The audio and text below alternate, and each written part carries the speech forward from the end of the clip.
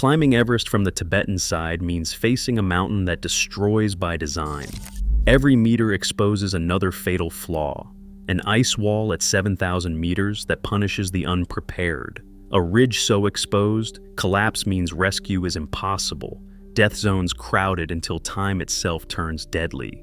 Base camp altitudes that quietly overwhelm, and descents where turning back is no guarantee of survival.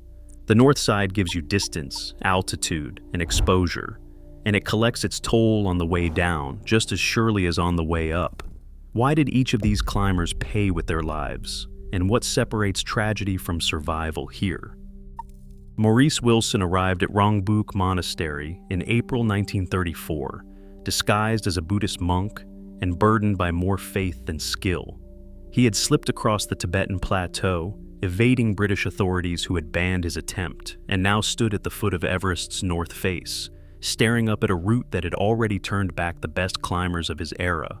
The only way forward was the Rongbuk Glacier, a corridor of crevasses and blue ice leading to the North Pole, a ramp of wind-scoured ice at 7,000 meters. There were no alternative routes, no shortcuts, and no possibility of bypassing the wall that guarded the upper mountain.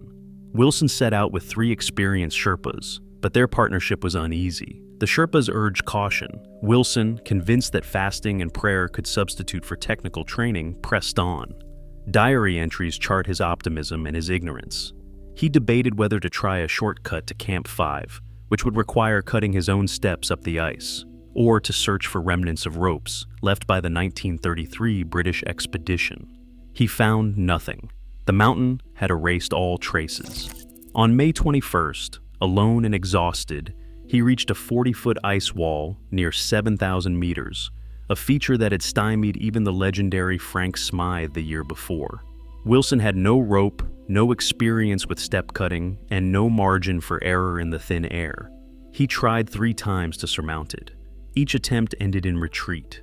The Sherpas waited at Camp 3 for 10 days, as instructed, watching the weather turn and their charge grow weaker. Supplies dwindled, Wilson's strength faded. Still, he refused to give up. On May 31st, he recorded his final diary entry. Off again, gorgeous day. It was an act of hope written in a place that offered none. He left camp alone. He never returned. A year later, Eric Shipton's reconnaissance team found Wilson's body near the North Col, frozen in place amid the remnants of his tent and diary. The ascent had ended not in triumph, but in silence. The north side had claimed another climber who underestimated its demands. Here, ignorance is punished without mercy, and the mountain's mandatory gateway allows no negotiation. Wilson's story is the first warning. On this side of Everest, geography alone can kill. From the moment climbers set foot on Everest's north side, the ODDS tilt against them. Between 1990 and 2012, the fatality rate on the north route stood at 1.57 deaths per 100 ascents. On the south, the figure was 0.87. That's nearly twice the risk, and the gap only widens for ordinary climbers, excluding Sherpa support. The north side claims lives at 8 times the rate of the south. A glaciologist who has studied both routes describes the north as a corridor with no escape. The Rongbuk Glacier, the North Col at 7,000 meters, and the exposed North Ridge form a mandatory path. There are no alternative lines, no detours around the hazards. Every climber faces the same bottlenecks, the same exposure to jet stream winds, and the same relentless altitude. The numbers tell a simple story. For every 100 who reach for the summit from Tibet, more than 1 will not return. On the south side, the risk is lower, but not because the mountain is kinder. The difference lies in the route's geometry, the infrastructure, and the possibility of rescue. Helicopters can sometimes reach stranded climbers on the Nepalese slopes. On the north, evacuation above 6,000 meters is impossible. Rescue teams are smaller, fixed ropes are fewer, and the descent from the high camps is longer and more exposed. The north side's dangers are not limited to the dramatic moments of collapse or fall. Most deaths here are slow, the result of altitude sickness, exposure, and exhaustion that set in above 8,000 meters. The death zone stretches longer on this side, and the time spent in it is measured in hours that the human body cannot afford. These statistics are not abstract. They represent lives lost to the same sequence of hazards that ended Maurice Wilson's climb decades earlier. The route itself is the threat, a fact that shapes every decision, every step higher. As the next story will show, even the strongest climbers, equipped with experience and determination, find that help cannot reach them when the mountain decides to collect its toll. Frances Arsentiev set her sights on a record that would demand everything her body could give. In May 1998, she and her husband Sergei began their summit push from the Tibetan side, choosing to climb without supplemental oxygen. The North Ridge lay ahead, a long, exposed line of rock and snow, rising above 8,000 meters into the death zone. Every step after Camp 6 at 8,200 meters was a contest against time, temperature, and the slow suffocation of hypoxia. Their progress slowed as the hours slipped by. Without bottled oxygen, Frances moved at a fraction of the pace of other climbers. By late afternoon on May 22nd, she reached the summit, but the cost was immediate. The descent would be forced deep into the night. Darkness swept across the ridge, the temperature plunged below -40, and the wind stripped away any remaining warmth. There was nowhere to shelter, not a single tent or cave between the summit and the lower camps. The North Ridge offers no protection, only the endless exposure of open sky and the thin, bitter air.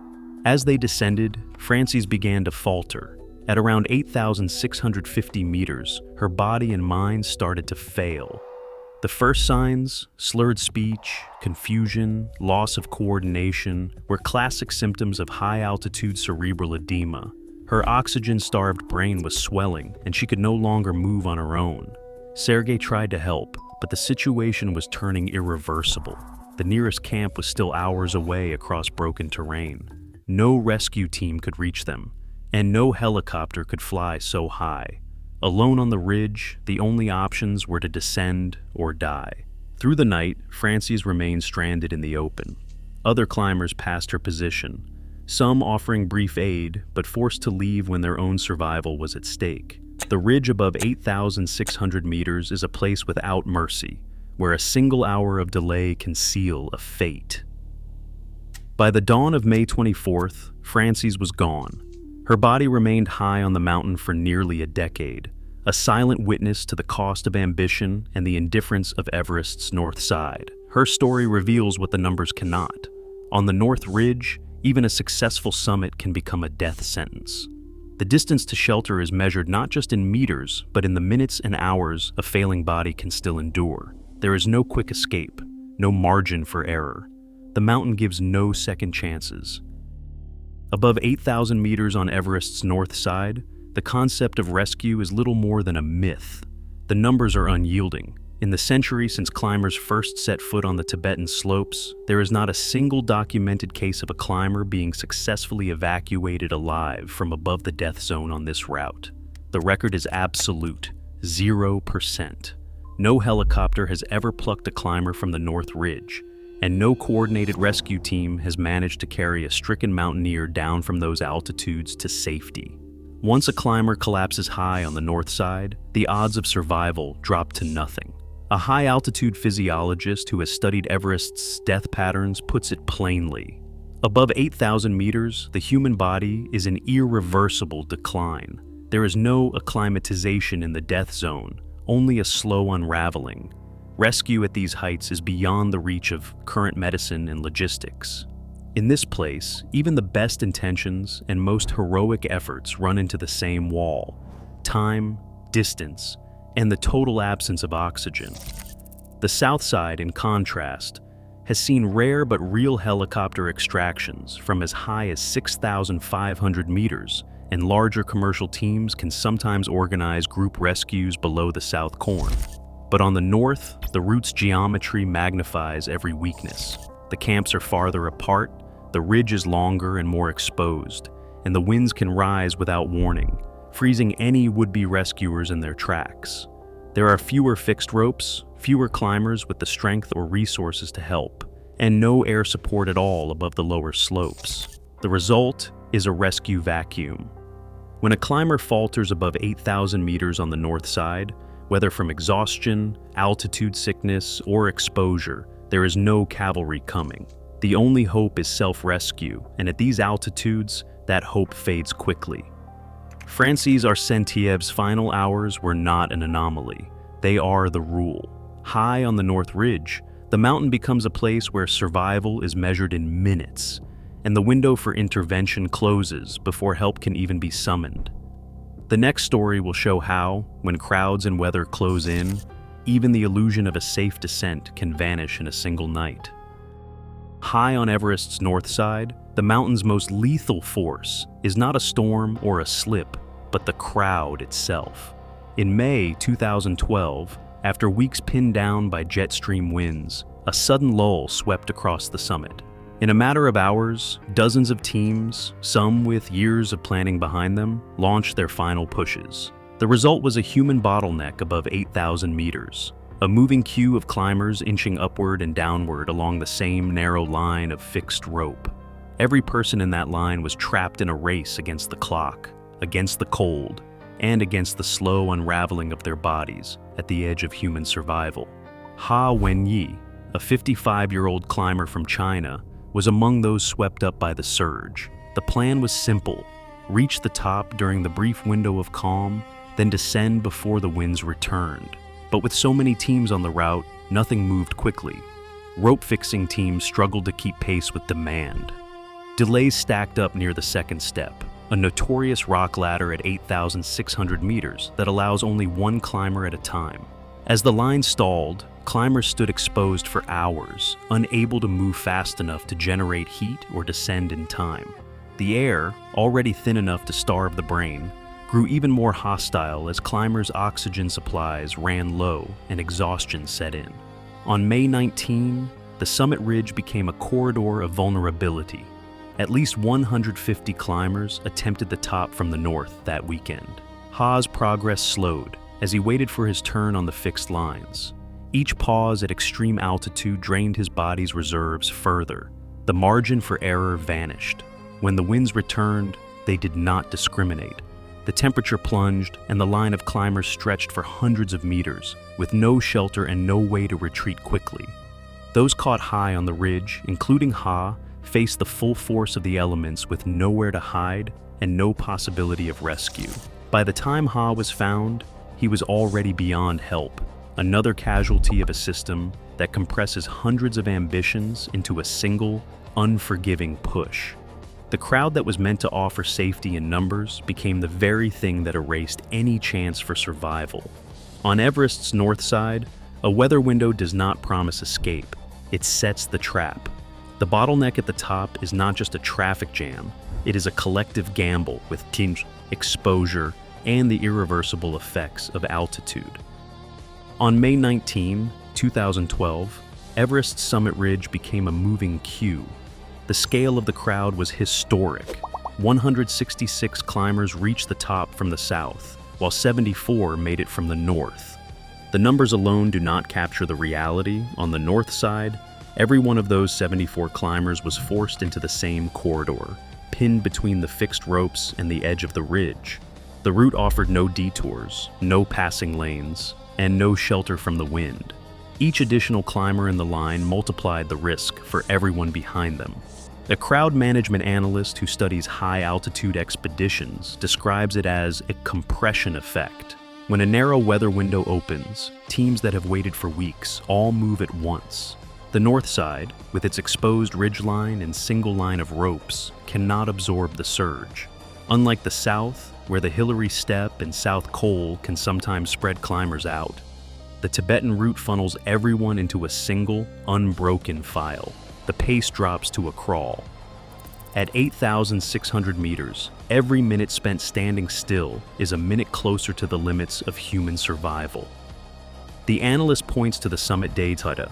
On the north, the ratio of climbers to available safe passage was nearly 1-to-1. There is no redundancy. If one person falters, everyone behind is forced to wait in the open. Oxygen runs low, heat drains away. The body, already in crisis, begins to fail.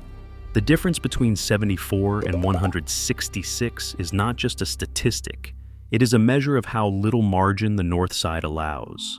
A single rope, a single line, and the relentless arithmetic of altitude. The 2012 crowd was not the largest Everest had seen, but the north side's geometry made it uniquely dangerous. The analyst's conclusion is blunt. The North Route's bottleneck is not just a logistical problem, it is a physiological trap.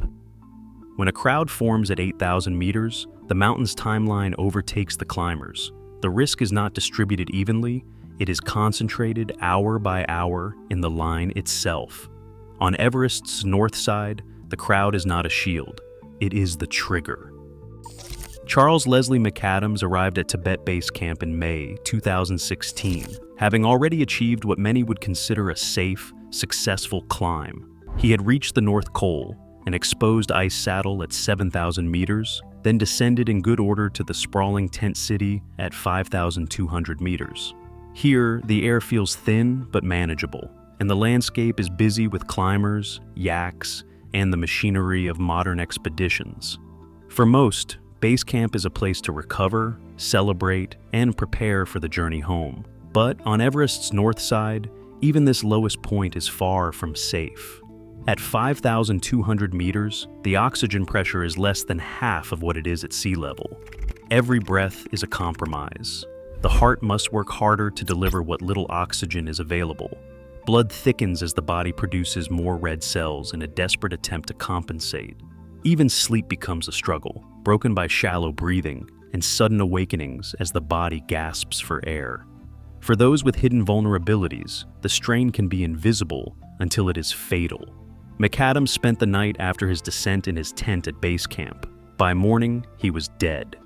The likely cause was cardiac arrest, triggered by the chronic hypoxia that never relents at this altitude. Medical studies show that at 5,200 meters, resting heart rates can climb 30 to 50 beats per minute above normal.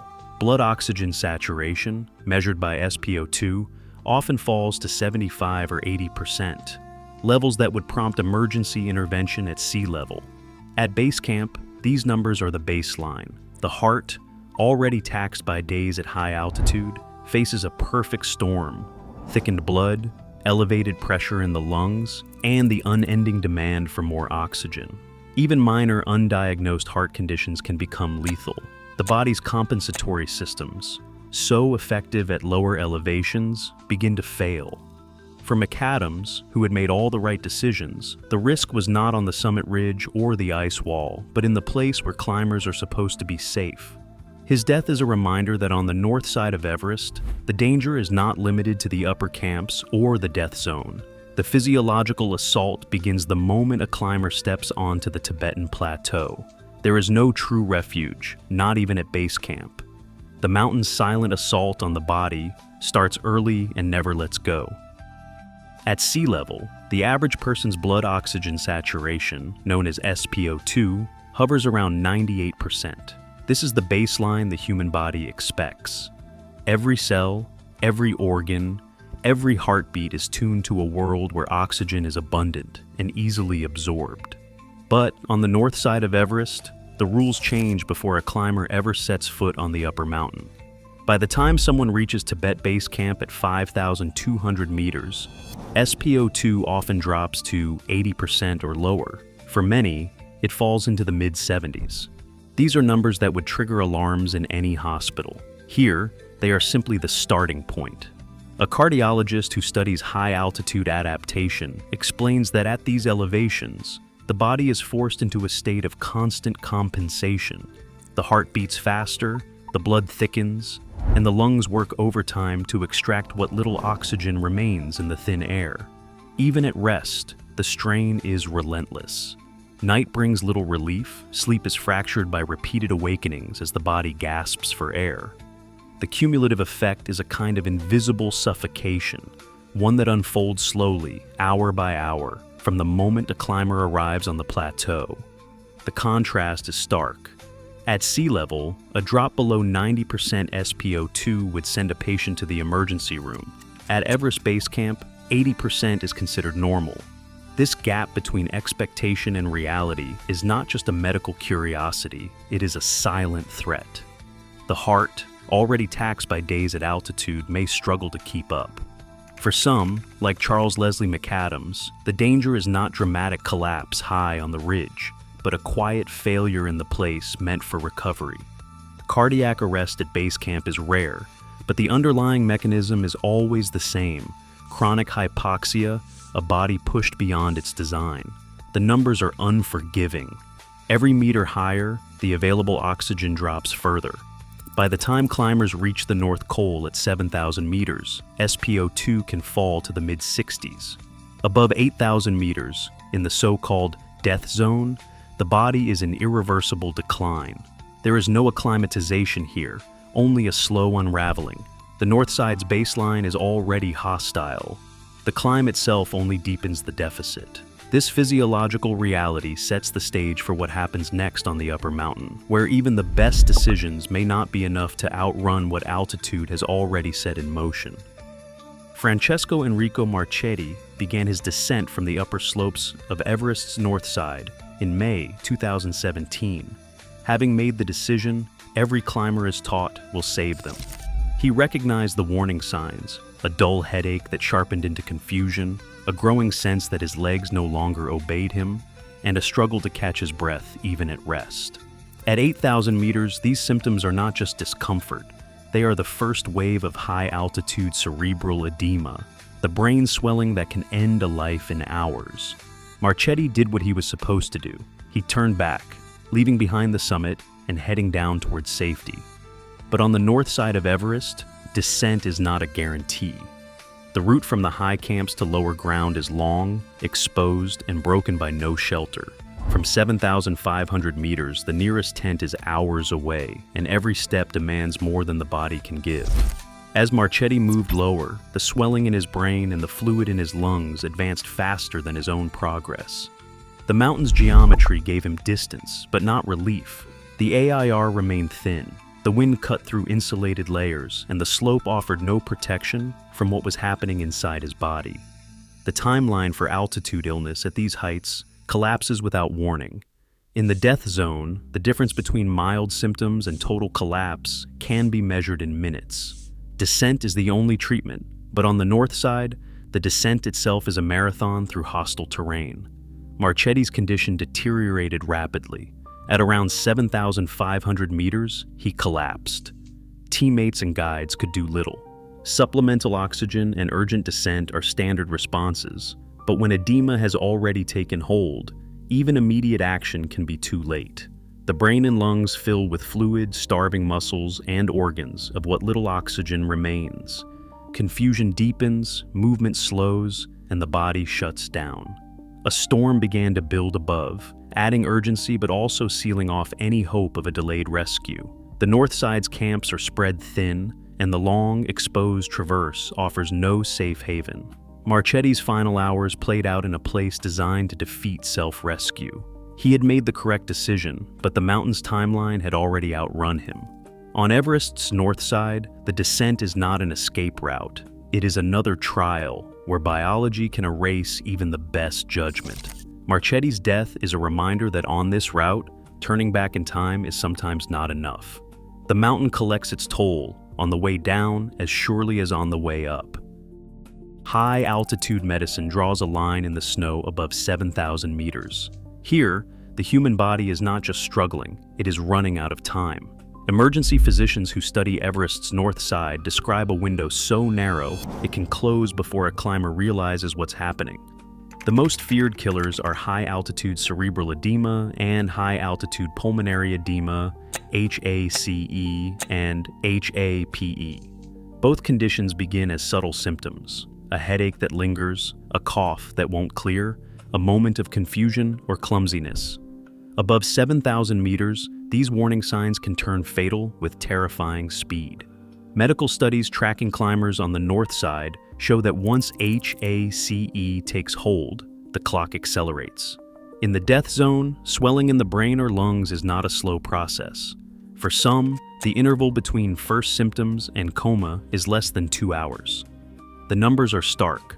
Above 8,000 meters, 1 in 4 cases of HACE or HAPE end in death within 4 hours if descent or oxygen is not immediate. Even with supplemental oxygen, the window rarely stretches beyond a single night. For climbers without acclimatization or those caught by exhaustion, the slide from mild symptoms to irreversible collapse can be measured in minutes, not days. A specialist in emergency mountain medicine explains it simply. Above 7,000 meters, the body's ability to recover is gone. Once severe symptoms appear, you have as little as 1 to 2 hours before the damage is permanent. Descent is the only treatment, and sometimes even that is too late. The north side's long, exposed descent routes mean that help is always hours away. Camps are scattered, and the nearest shelter may be out of reach for a climber already stumbling from edema. The mountain's geometry gives no shortcuts. If a climber collapses on the North Ridge or near the North Col, teammates face an impossible task: move them quickly enough to save their life, or risk their own in the attempt. This is not just a theoretical risk. Expedition records from the last 2 decades show dozens of climbers, some experienced, some cautious, who recognized their symptoms, turned back, and still died before reaching safety. The 2-hour window is not a guideline. It is a verdict. The north side's distances and exposure mean that by the time help arrives, the chance for recovery has passed. The lesson from Everest's north side is brutally clear. Above 7,000 meters, the margin for error vanishes. The mountain does not wait for good intentions or heroic effort.